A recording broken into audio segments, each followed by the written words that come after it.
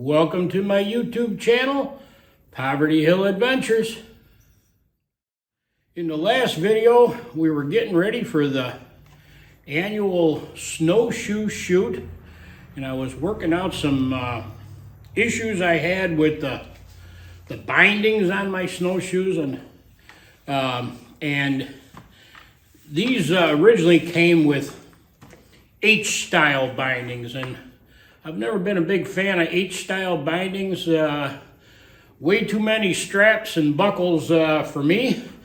Very difficult for me personally to get them adjusted correctly. I know some people like them, but I'm not a big fan of them. What I am a fan of are Lampwick bindings, and I decided to take the H-style bindings off of these shoes and put Lampwick bindings on.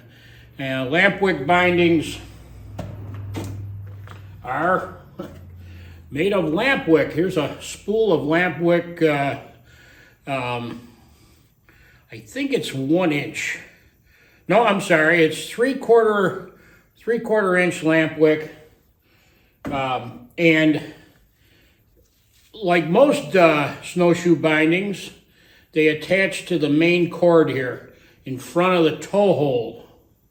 The toe hole here is designed so that the toe of your boot can go down in it, so you attach your binding to the main cord here. And these Lampwick bindings are relatively easy to put on. Use a section of Lampwick about, I'm estimating now, about 7 foot for each shoe. It's probably a little bit more, but it's always better to have a little bit more. You can always trim it off. You adjust it to your boot, to the size boot you're going to wear.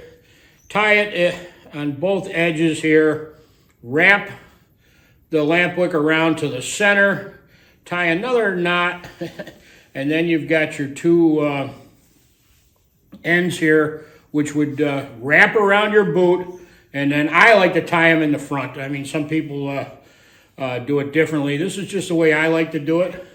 And the tricky part is getting this binding to fit just right on your boot. You don't want it too far back, and you don't want it that the toe keeps slipping out. So it's kind of a hit and miss. I took these shoes out for a test drive, and one of them fits just right. I'm not going to do anything with that one. The other one, I'm going to untie it and just tighten it up, snug it up about I bet it's not much more than a 1/2 inch, 3/4 of an inch, so that it doesn't slide so far back on my boot, the boots that I'm going to be wearing in the snowshoe shoot.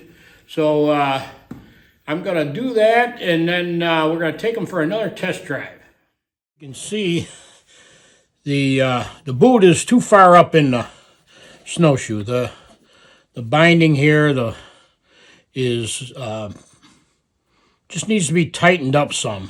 What I'd like to have it is about like so. So you can see there's some slack in that. So I'm gonna untie this and then snug it up and retie it.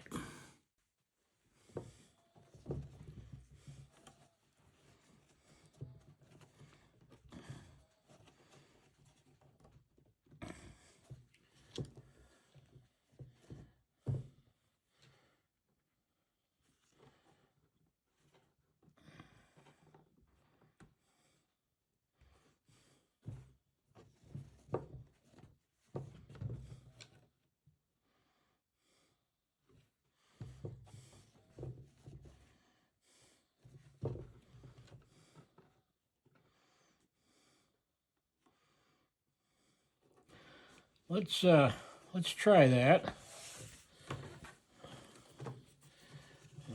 Problem is, when this Lampwick is brand new, it stretches a little bit afterwards, you know. So let's try that there, and we're gonna wrap this around.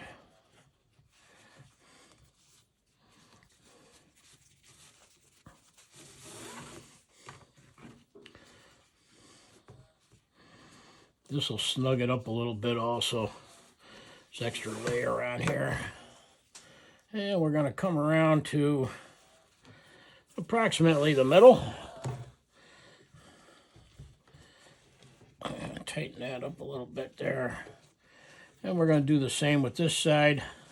This is where having a third hand comes in handy. Now, I only have two hands. So,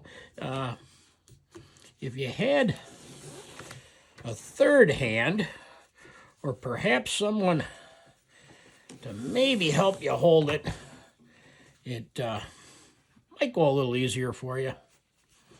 So now what we're going to do here is we're going to tie a knot in here in the center. Hopefully this doesn't all loosen up.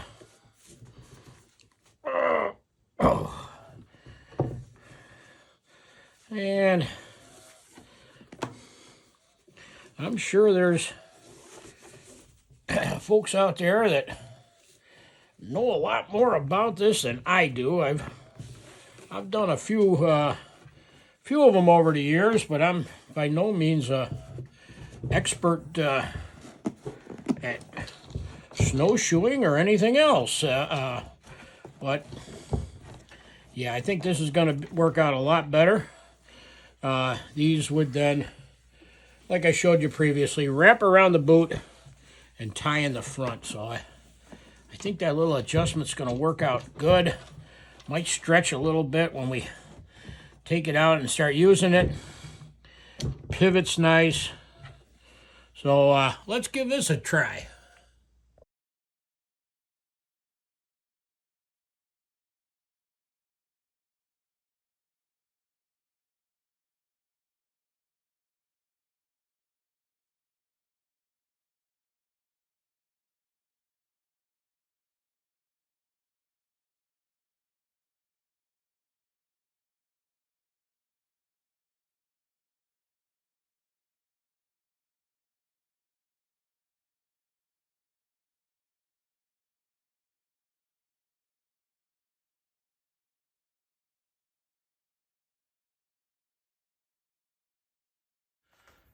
I think those are going to work out a lot better now that one side is tightened up a little bit. Even if you didn't want to switch your existing bindings to a Lampwick style, having a sectional Lampwick with you could get you out of a bind if your bindings break. You could improvise one with the Lampwick.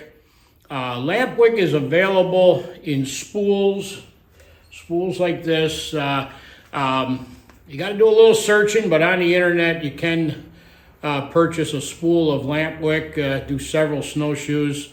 And if for some reason you can't find Lampwick, I've done a few pairs with just rope, and I like the flatness of the Lampwick, but rope will work. Rope will work in improvising a snowshoe binding. Thank you for stopping by the workshop today. Thank you for watching the video, all your support. Take care. Remember to keep on trucking and believe in yourself even when no one else does.